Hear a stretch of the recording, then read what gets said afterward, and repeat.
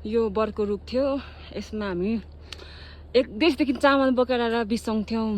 अहिले हेर्नुहोस् यस्तो भइसकेछ ठुट्टा। अनि यो लेखेको यो जुन चाहिँ यो सिसी फुटपाथ छ नि, यो त हामीले बनाएको हो नि। यत्रो यत्रो थियो, यता वरिपरि घरहरू पनि थिएन। अन्त यो सिसी फुटपाथ हेर्नुहोस्, यो लेखेको पनि मेटिसकेछ।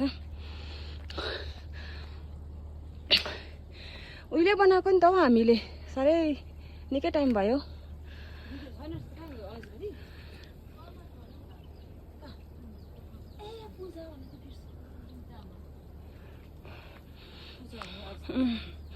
अनि यो देख्दै गरेको ट्याङ्की त हामी सबै मिलेर, हाम्रो समाज मिलेर बनाएको मार्छ होला मार्छ होला। यो देख्दै गरेको यो चाहिँ मेरो अलैँची बारी हो सबै। अन्त कम्ती दुःख हुन्थेन हो यो ट्याङ्की बनाइदिएको नि। अन्त हाम्रो सरकार आउँदाखेरि माथि पानी गाग्री बोकेर जानु पर्थ्यो। त्यो पानीमा हामीले लुगा धोएर खाने पानी बोकेर। आजकल केटाकेटीहरू त्यहीँ धारामा पानी त्यहीँ छेउमा छ भने नि त्यो जानु अल्छी गर्छ। हामी त पहिला यस्तो कहाँ रोडहरू थियो हाम्रो पालामा।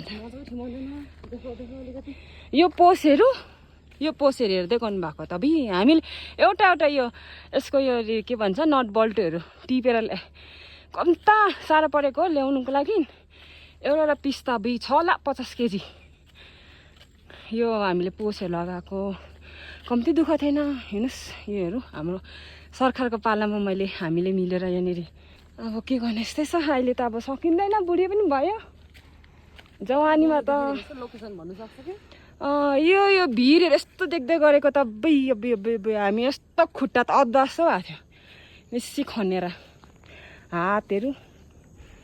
अन्त यो ग्राउन्डहरू अन्त मैले केटाकेटीहरूलाई बनाउनु लगाएको नि नानीहरूलाई।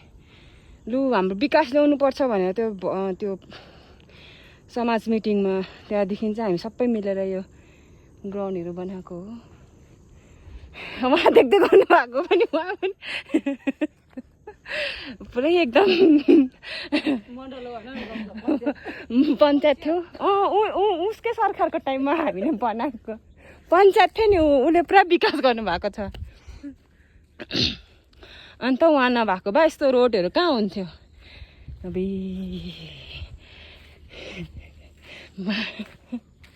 अब के गर्नु, यस्तो यो फुलहरू लगाएको उसकै पालामा है, उसकै पालामा उसकै। अन्त त्यहाँदेखि मान्छेले यो यस्तो फुलहरू रोप्नु थालेको। अब यस्तो गाडी देख्दा त हामी त पहिला त घाँसको भारी बोकेर सानो कुद्थ्यो ओह्रालो। अहिले त केटाकेटीहरू के गाडी भन्छ। पहिला त अब यस्तो दिनमा चाहिँ हामी डोको बोकेर घाँस अलैँची बारी फाल्नु जान्थ्यौँ। अब त सक्दैन रहेछौ। अब के गर्नु, यस्तो विकास आयो। अब मान्छे नि अल्छी भइहाल्दो रहेछ हो। आयो गाडी। अब त पहिलाको सम्झेर म त ओह्रालो भाग्ला जस्तो भयो त बाबा।